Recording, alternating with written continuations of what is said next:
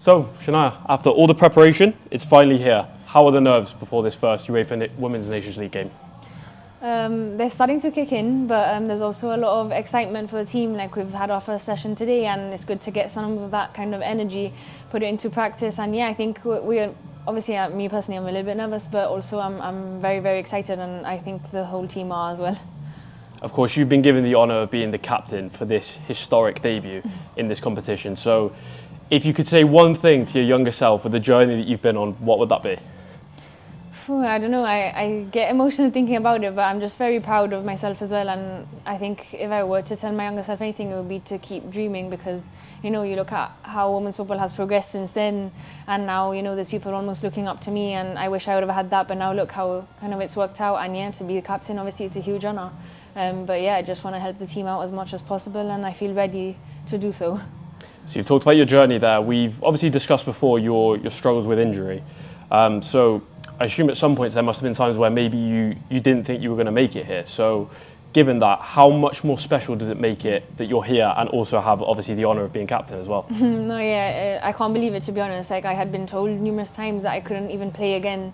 And obviously there was bad news after bad news after bad news throughout 2 years. And now looking back, like, it just gives me a bit more of that ammunition and just that energy, and also like it gets off the pressure of myself, because I've always thought, like, at least I'm here, at least I'm able to experience this, and I've worked so hard to get here. Like, there's nothing I can lose at this point, and I have everything to give, so it's really, really special. Obviously we've got quite a young team here, but you would be described as one of the senior players, even though you are still quite young yourself.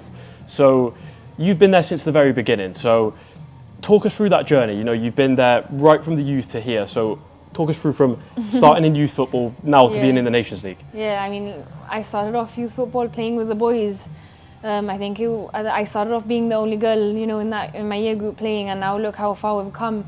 Even like in the senior team, like, there's some familiar faces from the very beginning, but the team is very different, and the level's gone up as well. You know, that we have a lot of good coaching staff now around to help us, and I think in general, like, the journey is what makes it good. You know, the journey is what makes it special this time around, because we've seen how far we've come, we've seen the setup changing around us. Like, now we have a professional environment as well. This would have never been the case, you know, 10, 15 years ago. And yeah, I think in itself the journey is what makes this moment, you know, more special, and what makes us more ready than ever to give our all.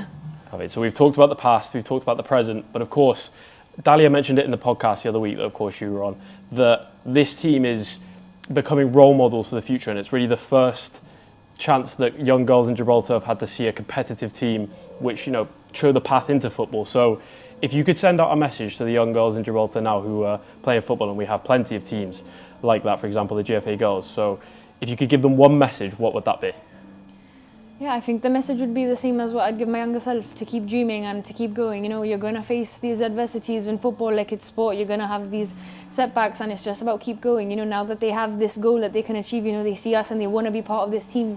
You know, that goal is really important. So when you do have these setbacks, you keep going. And I think that would be my main message, you know, to keep dreaming, but there's no point in dreaming if you don't push through the setbacks as well. So I think that would be my message.